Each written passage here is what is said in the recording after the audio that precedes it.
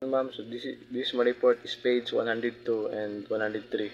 So my topic is non-emergency patients transport. It ensure that proper coordination with the SMS team and the hospital will be done prior non-emergency patients transport. So ang non-emergency patients transport is muni kini nga transportation is muni sa mga ginagamit sa mga pasyente nga di nakalakaw or kamansanan.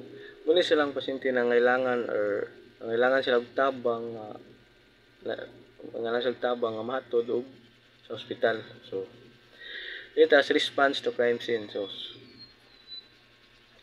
sulod sa isa crime scene. So ang first mo responder ang police officer. Sila ang mag-investigate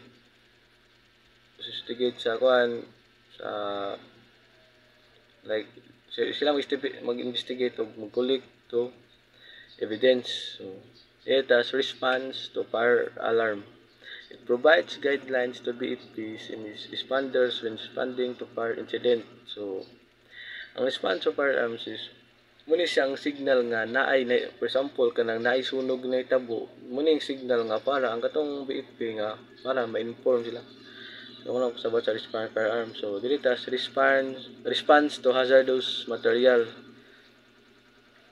So it ensures safety response of the SMS team to hazmat incident and to provide patients to the hospital. So kini ang response to hazardous materials is sabotan is muni sa mga delikado nga material or chemical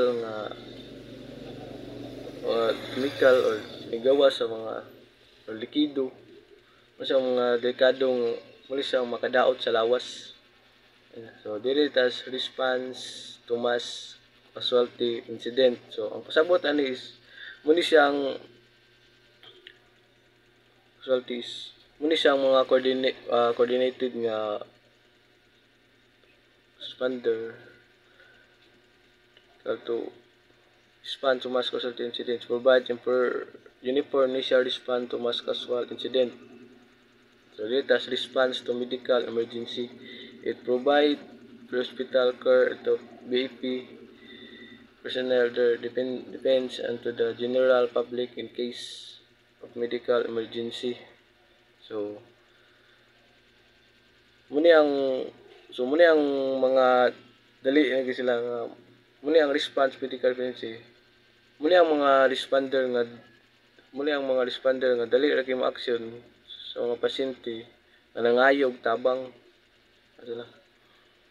It has response to vehicular accidents.